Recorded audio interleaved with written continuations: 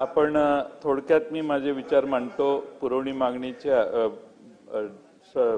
डिमांडवर बोलण्यासाठी मी उभा आहे. अध्यक्ष महोदय, बीड जिल्ह्यामध्ये 20 डिसेंबर 2024ला एक जिल्हाधिकाऱ्यांनी पत्र क्रमांक 144 अन्वये जात वैधता प्रमाणपत्र न दिल्याचे कारण दाखवून धारूर तालुक्यातील 71 सरपंच आणि सदस्यांना अपात्र ठरवले. अध्यक्ष महोदय, पण परिस्थिती अशी आहे की काही सरपंचांनी त्यातल्या आणि सदस्यांनी 1 वर्षाच्या आत प्रमाणपत्र सादर केलेले होते. काहींनी प्रमाणपत्र सादर केले परंतु ते संबंधितांनी स्वीकारले नाही, तर काही जणांना जात वैधता पडताळणी समितीने वैधता प्रमाणपत्र 1 वर्षानंतर दिले आणि या प्रकरणामध्ये त्यांनी ते सबमिट केलं. अध्यक्षांनी माझी मंत्री महोदयांना विनंती आहे की ह्या धारूर तालुक्यातल्या सरपंच सदस्यांना अपात्र जे ठरवले, आता पुन्हा निवडणुकामुळे प्रचंड खर्च येईल, तर ज्यांना वैधता प्रमाणपत्र मिळालेले आहे त्यांना पुन्हा तिथं रिस्टोर करावं त्यांचे सदस्यत्व, अशी माझी अध्यक्ष महोदय शासनाला विनंती आहे. त्याचबरोबर अध्यक्ष महोदय, आपल्या ग्रामपंचायतीत काम करणाऱ्या कर्मचाऱ्यांची 45,000च्या वर संख्या आहे आणि इतकं तुटपुंज वेतन त्यांना मिळतं आणि म्हणून शासनाने अभय यावलकर जे आहेत त्यांच्या अध्यक्षतेखाली समिती गठीत केली आणि त्या समितीने अहवाल शासनाला दिलेला आहे. त्या समितीने ग्रामपंचायत कर्मचाऱ्यांना वेतन श्रेणी लागू करावी असा अभिप्राय दिलेला आहे, परंतु महाराष्ट्र शासन त्याकडे दुर्लक्ष करते. यावलकर समितीच्या शिफारशी लागू करून वेतन श्रेणी लागू करावी, तसेच त्यांचा किमान वेतनाचा 19 महिन्याचा फरक, किमान वेतन पण दिलेलं नाही, तो 19 महिन्याचा फरक देखील अध्यक्ष महोदय तातडीने द्यावा अशी माझी विनंती आहे. अध्यक्ष महोदय, ग्रामपंचायती जर व्यवस्थित चालल्या तरच लोकांची सेवा होईल.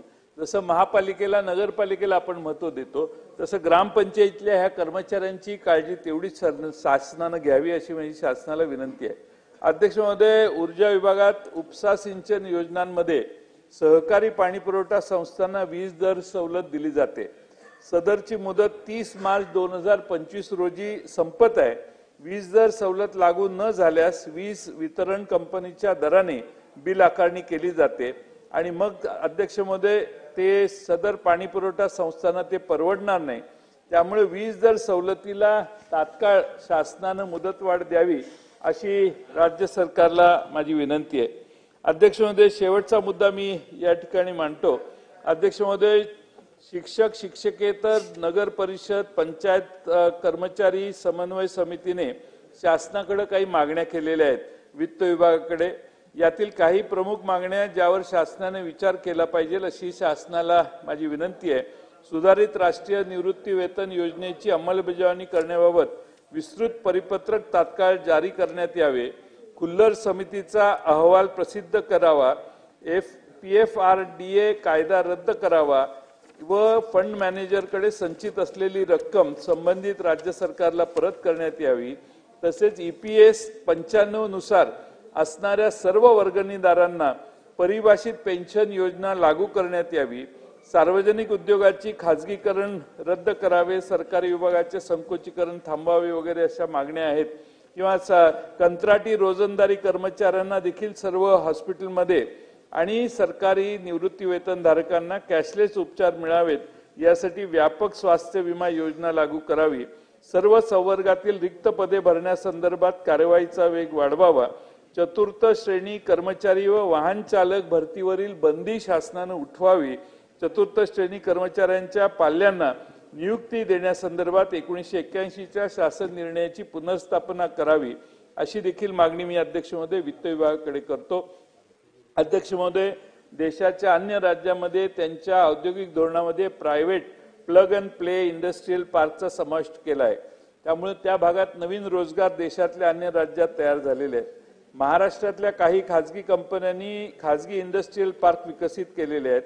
उदाहरणार्थ Lodha industrial park Navi Mumbai, Hiranandani industrial park Pune, Chordia industrial park Shirwal, prime industrial park Kolhapur, Sanjay Ghodawat industrial park Kolhapur.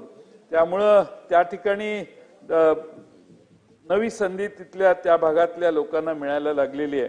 अध्यक्ष महोदय 25-26 मध्ये नवीन औद्योगिक धोरणामध्ये मार्च मध्ये जे आपण नवीन होणारं धोरण आहे त्यात या खाजगी इंडस्ट्रियल पार्कलाही प्रोत्साहन द्यावं, जेणेकरून फक्त MIDC करते, MIDC करणार, लँड ॲक्विजिशन हे परस्पर लोक करतायत, ही मुक्त चळवळ ऍक्टिव्हिटी महाराष्ट्रात करण्यासाठी सरकारने व्यवस्था करावी त्यांच्या नव्या धोरणात। आणि त्याचबरोबर अध्यक्ष महोदय महात्मा गांधी रोजगार हमी योजना आणि सामाजिक अंकेक्षण पारदर्शकता सोसायटी मुंबई याच्या माध्यमातून महाराष्ट्रातील 34 जिल्ह्यामध्ये जवळपास 3400 साधन व्यक्तींची आणि आमच्या सांगली जिल्ह्यात 100 साधन व्यक्तींची निवड करण्यात आली आहे। परंतु त्यांना वर्षातून 2-3 महिनेच काम करून दिले जाते, त्यांना नियमित काम देण्यात यावे, त्यांचा अपघात झाल्यावर त्यांच्या वारसांना विमा संरक्षण द्यावे ही मागणी या निमित्तानं करतो। आणि शेवटी जाता जाता अध्यक्ष महोदय सरकारने आपल्या राज्यामध्ये मुख्यमंत्र्यांच्या नावाने एक योजना सुशिक्षित बेकार तरुणांच्यासाठी काढली। 8,000 10,000 त्यांना देतो म्हणून सरकारने सांगितलं आणि 10 लाख लोकांना मुलांना मुलींना काम करायची संधी द्यायचं ठरलेलं, पण सरकारने 1,32,000 का काहीतरी संख्येला 8 आणि 10,000 रुपये दिले। निवडणूक होण्याच्या आधी ही अतिशय अभिनव योजना काढण्यात आली आणि अध्यक्ष महोदय आता ते उपोषणाला मध्ये धरणं धरून ते आझाद मैदानात बसलेले होते आणि त्यांची मागणी एवढीच होती की आम्हाला आश्वासन काय होतं, माननीय मुख्यमंत्री महोदय, उपमुख्यमंत्री, माननीय तत्कालीन मुख्यमंत्री महोदय आणि आत्ताचे मुख्यमंत्री महोदय आणि लोढाजी या तिघांचे त्यांनी बाईट दाखवले मला। त्यामध्ये त्यांचं व्हिडिओ आहेत की आपल्याला ही अभिनव योजना आम्ही लागू केलेली आहे, 11 महिन्याचा कालावधी झाल्यावर तुम्हाला त्या ठिकाणी आम्ही कायम करू, त्यामुळे ती इथं येऊन बसलेले आहेत। मुख्यमंत्री महोदयांनी तर घोषणा केलेली आहे की 5 महिने झाल्यात, आणखीन 6 महिने त्यांना मुदतवाढ देऊ, 11 महिने झाल्यावर आता कोणी मागणी करू नये।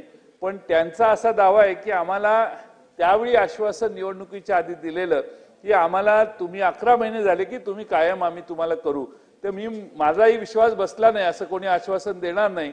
तर त्यांनी मला व्हिडिओज दाखवले की हे बघा, आणि तिघांचे व्हिडिओ आहेत, फडणवीस साहेबांचे आहेत, एकनाथ शिंदे साहेबांचे आहेत आणि आपल्या लोढा साहेबांचे पण आहेत कि हम आपको कायम कर देंगे, आप चिंता मत करो, आप ये बड़ी स्कीम हमने महाराष्ट्र सरकार ने निकाली है, 10 लाख लोकांना रोजगार मिळणार म्हटल्यावर सगळे खुश झाले, आम्ही खुश झालो।